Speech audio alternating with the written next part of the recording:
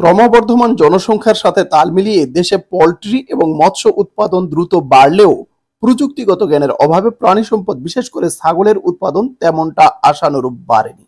এদেশে প্রাপ্ত প্রায় ২০ মিলিয়ন ছাগলের প্রায় ৯৩% পালন করে ক্ষুদ্র এবং মাঝারি ধরনের খামারিরা।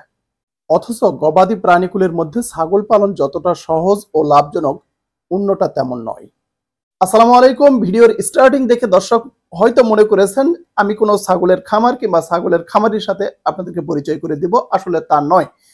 এই ছাগলগুলো বর্তমানে আমাদের গ্রামের বাড়িতে লালিত পালিত হচ্ছে, কিন্তু কিভাবে, কোথা থেকে, কেমনে এই ছাগলগুলো আমাদের গ্রামের বাড়িতে লালিত পালিত হওয়া শুরু করলো, তার পুরো ঘটনাটি আমি এখানে শেয়ার করব। কিন্তু এই ব্লগে আমাদের মেয়ে সাফা সম্পর্কে কিছু না বললেই নয়।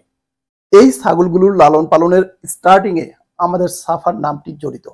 সাফা যখন জন্মগ্রহণ করলো, সাফা যখন পৃথিবীতে আসলো, আমাদের আত্মীয় স্বজন এবং শুভাকাঙ্ক্ষীরা তাকে কিছু উপঢৌকন ও নগদ টাকা দিয়ে দোয়া করেছিলেন। তার নামে জমাকৃত এই অর্থ আমরা বাবা মা কোনোভাবেই অন্য খাতে খরচ করতে চাইনি।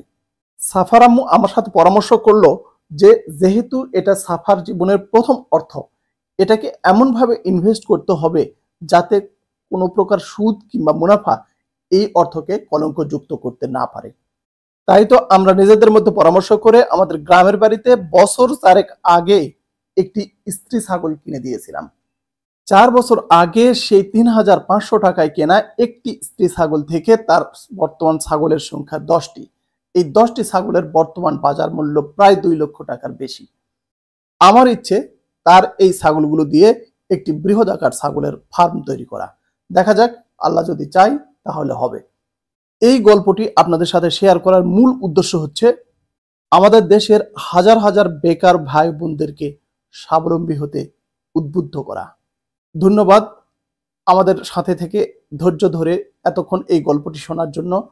আমাদের জন্য দোয়া করবেন, আমাদের সংসারের জন্য দোয়া করবেন, আমাদের সন্তান সাফা শোনার জন্য দোয়া করবেন, আর আমাদের এই পেজটিকে সাপোর্ট করে যাবেন। ইনশাল্লাহ আগামীতে নতুন কোনো গল্প, নতুন কোনো ব্লগ নিয়ে আপনাদের সামনে হাজির হব। সেই পর্যন্ত আল্লাহ হাফিজ।